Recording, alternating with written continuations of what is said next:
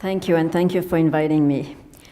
So I have no disclosure, and so in the talk, we'll briefly review the issues of differentiated thyroid cancer, although they have already been addressed in the two previous great talks that we had.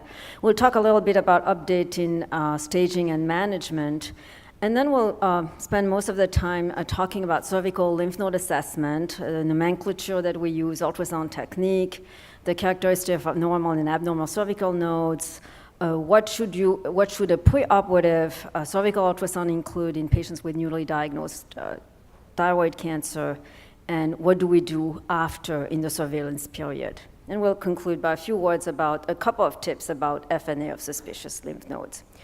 So we already talked about, so maybe I'll skip over these slides quickly, the rising incidence of thyroid cancer, and yet the mortality has remained completely stable, and this is because the vast majority of thyroid cancer are well-differentiated cancer, and the majority of papillary thyroid cancers. So while the survival for papillary thyroid cancer reaches 98% at 10 years, this cancer still has high propensity for nodular metastasis. And in some series at the time of initial diagnosis, 30 to almost 60% of patients have cervical lymph node metastasis, and it depends how you define cervical lymph node metastasis, whether they are microscopic or macroscopic, and the majority are in the central neck, level 6 or 7. And those, in fact, are associated with an increased risk of the patient having lateral neck nodal metastasis as well. So the question is, does that have an effect on long-term survival? Perhaps there is a worse prognosis in older patients, but certainly these do represent a risk factor for local recurrence or later on cervical node metastasis. So the goals of therapy, as we recognize that most papillary thyroid cancer are indolent disease, the goal of therapy is really to improve disease-free survival and reduce the risk of persistent or recurrent disease by identifying nodal metastasis with high-resolution neck ultrasound, doing fine needle aspiration of suspicious lymph nodes to confirm that they are malignant, and this will influence the surgical management, whether in addition to the thyroidectomy, the patient does need a cervical node dissection. So this allows a more accurate staging and risk stratification, and hopefully it minimizes treatment-related morbidity and unnecessary therapy. And really the trend now is to have less aggressive treatment, as we recognize that many of these patients have indolent cancer. So a core issue is how to balance treatment-associated benefits with treatment-associated harm. And in the differentiated thyroid cancer, that's not always an easy proposition. So the preoperative imaging, once a patient has a diagnosis of differentiated thyroid cancer, include a high-resolution neck ultrasound to identify potential suspicious lymph nodes. If they are identified, do an FNA to confirm that they indeed are malignant. In some patients, particularly if there's a bulky thyroid mass or bulky nodal disease, these patients, some of them will have a neck CT or neck MR with contrast, and in very selected cases, in the rare patients where we suspect that they have a very aggressive lesions, then they would have a PET CT or a pan CT to look for distant metastasis. This would be really the minority of patients. So because the management of differentiated thyroid cancer also has evolved. So while tumors that are larger than 4 centimeters or those who have extrathyroid extension will undergo total thyroidectomy, the new ATA guidelines from 2015 identified that some patients are indeed candidate for hemithyroidectomy. Patients have unilateral tumors, 1 to 4 centimeters without any nodal metastasis, patients who are low risks, and of course there are those patients who have indeterminate nodules if the gene testing is suspicious. And then finally, I think we're starting to recognize that there may be a role of for surveillance of papillary thyroid cancer 1 centimeter or less in selected cases, especially older patients who have a lot of other comorbidity. So in addition to that, the management of differentiated thyroid cancer is if there are macroscopic nodal metastases, do a cervical node dissection that was geared to the area where there are the cervical compartment that has these nodal metastases diagnosed. Consider radioiodine ablation in high-risk patients. These patients, after surgery, will have TSH suppression with LT4 and surveillance at regular interval to detect those patients will have a recurrence. It's also important, the endocrinologists and the endocrine surgeons always, identify high-risk patients because this will have a higher mortality can reach 30 to 40% in patients who have really high risk. So how do you know what is the risk stratification? So low-risk patients, you consider the age at diagnosis, either over 16 and less than 55. Used to be 45, now the new guideline says 55. Primary tumor diameter less than 1.5 centimeters, and no evidence of capsular invasion or metastasis. By contrast, the high-risk patients are patients who are going to be less than 16 or above 55, male, larger tumors with extrathyroidal extension or metastasis, patient also who have a history of NET radiation, or patient who have a family history of differentiated thyroid cancer. So having, with this background, let's talk about cervical neck ultrasound. And first, I want to review the anatomy because we really have to employ the language that the surgeons use. So this is an excellent seminal paper by Sam et al. Published in Nature in 2000, who describes the neck compartment. So we talked first about the central neck compartment, which will contain above the level of the hyoid bone, level 1A and 1B, which, superiorly there's a mandible, inferiorly the hyoid bone, and there are 1A and 1B separated by the anterior belly of the digastric muscle. Now, with respect to papillary thyroid cancer, the vast majority of metastases that are going to occur in level 6. And this is, the borders of this level is superiorly the hyoid bone, inferiorly the sternal notch, and laterally the medial margin or the medial wall of the common carotid artery, and medially the trachea. So the medial wall of the common carotid artery separate the central neck compartment or level 6 from level 3 and 4. And this is just a cine clip in a patient who has already had a thyroidectomy showing the level 6. Level 7 is just basically the superior mediastinum, so that's a lot more difficult to see with ultrasound.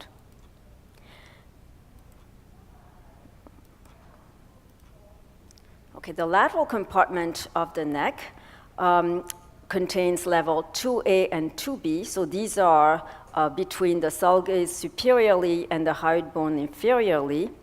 And they are separated, 2A and 2B separated by the plane through the spinal accessory muscle. And the lateral margin of level 2B is the lateral border of the sternocleidomastoid. Now, the vast majority of metastases that occur with papillary thyroid cancer occur in level 3 and 4, and some in level 5. So level 3 is bordered superiorly by the hyoid bone, inferiorly by the area of the cricoid cartilage, medially by the medial wall of the common carotid artery, and then the level 4 is basically between the cricoid cartilage superiorly, the clavicle inferiorly, the medial wall of the common carotid artery medially, and the border of the sternocleidomastoid. Okay. And then level 5A and 5B are more posterior. They are between the posterior border of the sternocleidomastoid and the anterior border of the trapezius muscle, and the distinction between 5A and 5B, again, is the level of the cricoid cartilage. So this is just, again, a cine clip of the lateral level. We go from level 3 to level 4, and you can see here the landmark is really the common carotid artery.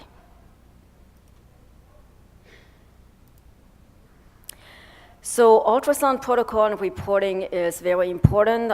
This is a tedious examination which really requires meticulous technique, and there is definitely a learning curve, so I encourage all of you who do it to train your sonographers. We had a training period with sonographer where they do about 10 cases, which is, checked by a more senior sonographer before they can be on their own.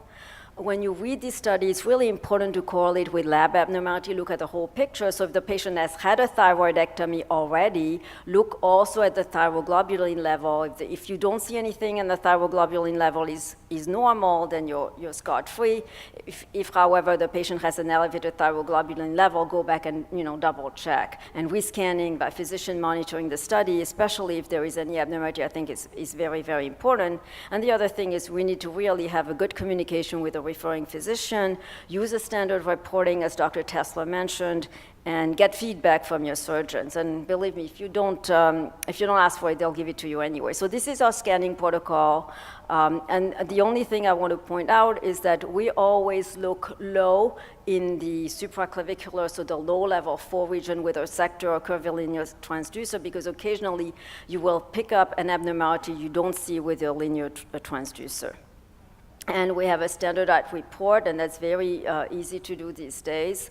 And you just have the default is no suspicious nodes, and then you can just fill in where you see something. And then the other important thing is to have a diagram where we mark a frontal and 2 lateral diagrams for left and right, and we mark the nodes that are suspicious, only the nodes that we feel are suspicious, and this is integrated within the patient's medical record. So what are the ultrasound characteristics of normal and suspicious lymph nodes? So when we look at nodes where you look at the size, but the size is really the least useful because small nodes less than 8 millimeters can indeed be malignant. However, ATA Guidelines 2015 recommends FNA only for suspicious lymph nodes that are 8 millimeters, 8 or 10 millimeters or more. Look at the shape, the long axis over the short axis. Look for an echogenic hilus, look at the echotexture and architecture of the node, and the vascularity. So a benign node will have an oblong or oval shape with a long to short axis ratio over 2. They'll have an echogenic hilus. They have a well-defined, kind of branching vascularity coming in from the hilus. However, note that nodes in level 2A or 2B can be a little bit rounder. And the echogenic hilus, if you have a very small nodes, you may not be able to see it. By contrast, malignant lymph nodes will be round or lobulated or have irregular margins. They have so their long to short axis will be less than 2. They'll have an absent or disrupted hilus, but they can also have very heterogeneous texture, sometimes hypoechoic, but also sometimes heterogeneously echogenic. They can have punctate echogenic foci, look for cystic changes, and look for irregular vessels. So this is one example here in left level 4. Now, this is a little bit careful. Just a tip here is that, while we say that nodes should have echogenic hilus, and that's normal, sometimes these malignant nodes will have echogenic architecture. It's just much more heterogeneous. So you have to get used to it and ask your sonographer to do cineclip. It's really helpful to better analyze the lymph node. And this was a malignant node in this patient who had newly diagnosed papillary thyroid cancer. Again, echogenic, ill-defined area. In this case, the vascularity will be helpful. You have dysphloid, irregular peripheral vascularity, so you know that this is not simply an echogenic hilus. Cystic changes have a high specificity of 100%, but low sensitivity. So if you see cystic area within a lymph node, no matter what the size, that node is very, very suspicious. Another suspicious feature is the presence of hyperechoic foci. Again, high specificity, but relatively lower sensitivity, and this may represent either thermometers calcifications, sometimes just little colloid dots. Vascularity is also important. As I said, normal lymph nodes will have a nice branching, regular vascularity branching in from the central echogenic hilus. This is a very irregular fluid peripheral vascularity, and this was a left level two nodes that did not look that suspicious, but if you look at the vascularity here, it's very irregular. This node was biopsied and proven to be metastatic. So the vascularity is really an adjunct helpful feature. So when we are presented with a patient prior to diagnosis, prior to surgery, prior to a thyroidectomy, what is our role? So we need to assess the primary tumor, and has already been described in the previous talks. We need to look to see if there is extrathyroidal extension, if there is substernal extension, because the surgeon needs to know that it's going to be a much more extensive surgery. Look for suspicious nodules in the other gland, in the rest of the gland, because especially if it's a small tumor now, the patient and the surgeon may consider hemithyroidectomy, so you want to make sure that if they're going to leave the other thyroid lobe there is no nodule in there. Look for cervical nodal metastasis.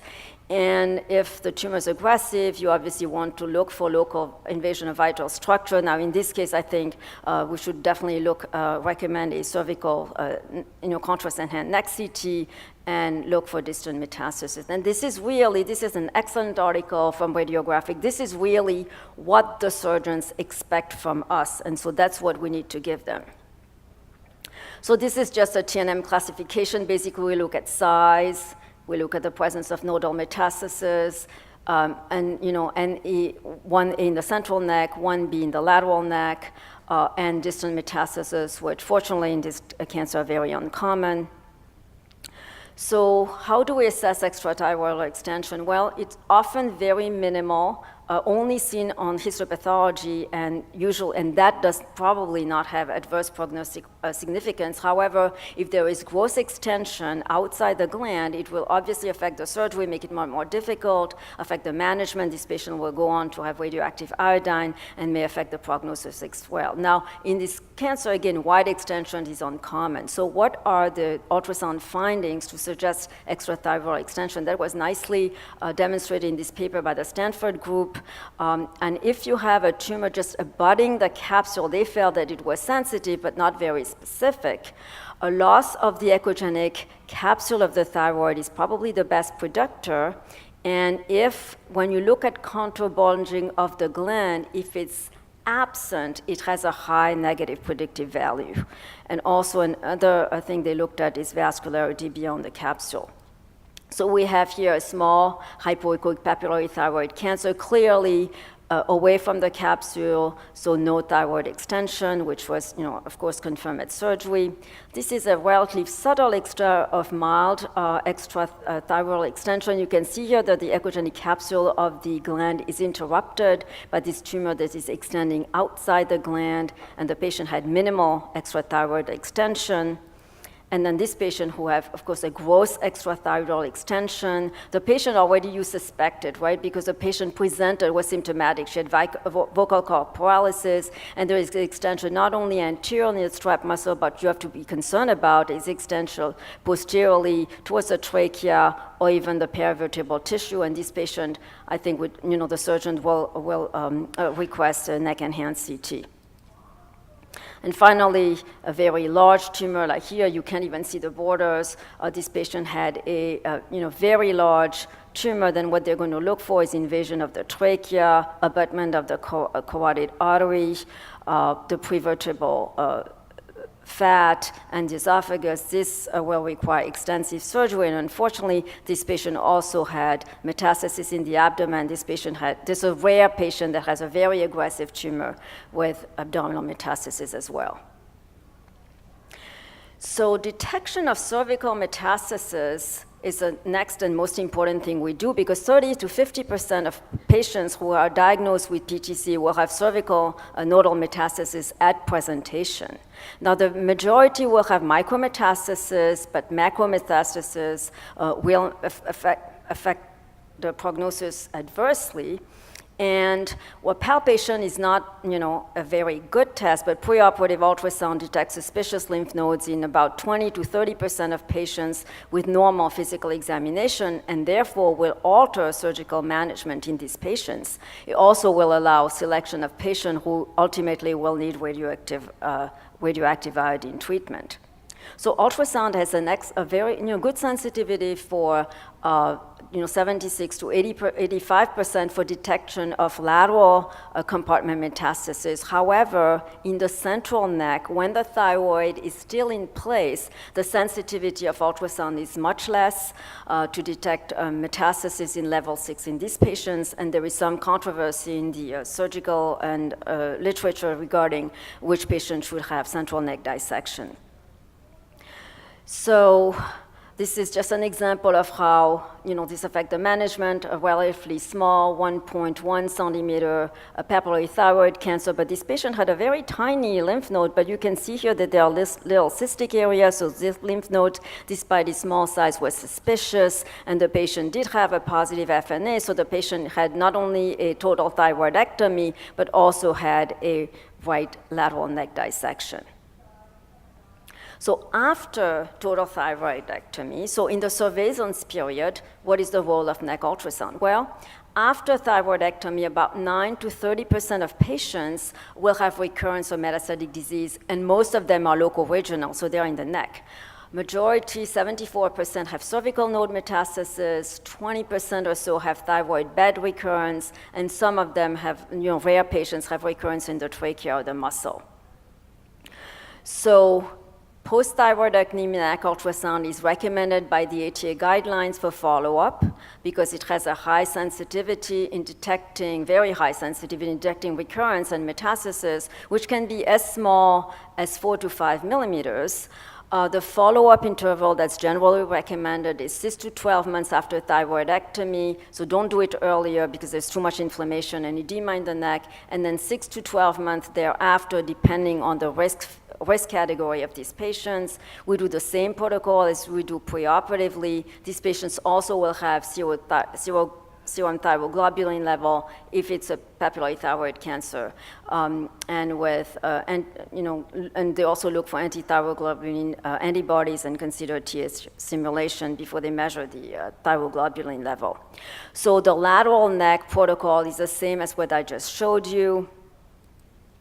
But let's talk about the central neck compartment after the thyroid has been removed. So normally, after the thyroid has been removed, basically you should have nothing or a small amount of echogenic tissue between the common carotid artery and the trachea.